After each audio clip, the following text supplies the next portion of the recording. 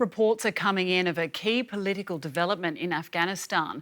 President Ashraf Ghani and his rival Abdullah Abdullah have ended months of crisis by agreeing to share power. Abdullah had refused to accept Ghani's victory in last September's presidential election. Observers feared their failure to resolve their standoff was endangering plans for a peace deal with the Taliban.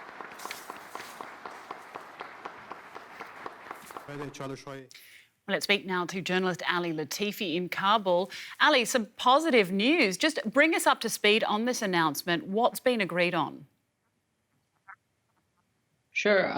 So the news is basically that, there is now political agreement, which will see Dr. Abdullah given the role of essentially leading all of Afghanistan's peace efforts and getting to appoint officials in terms of that kind of a portfolio.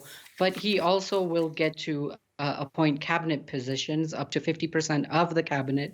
So it really is much more akin to some kind of a power sharing deal than the previous deal they had from 2014 to 2019, in which Dr. Abdullah held the role of chief executive, but didn't necessarily get the exact rights enshrined in this sort of an agreement, where it stated specifically that he gets to choose up to 50% of the cabinet.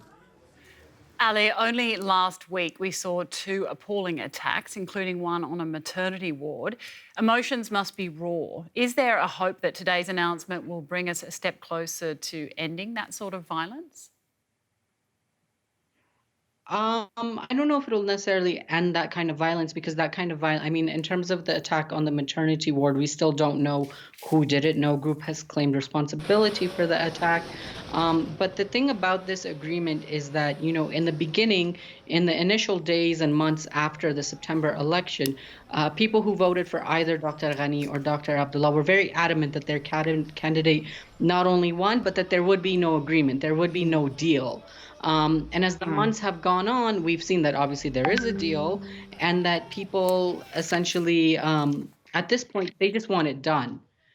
They're just hoping that there's some kind of a resolution to it and that they can move on. They no longer have that adamant faith that their candidate will stand by, what they promised, that they won't make any deals, that they will lead the way they want to.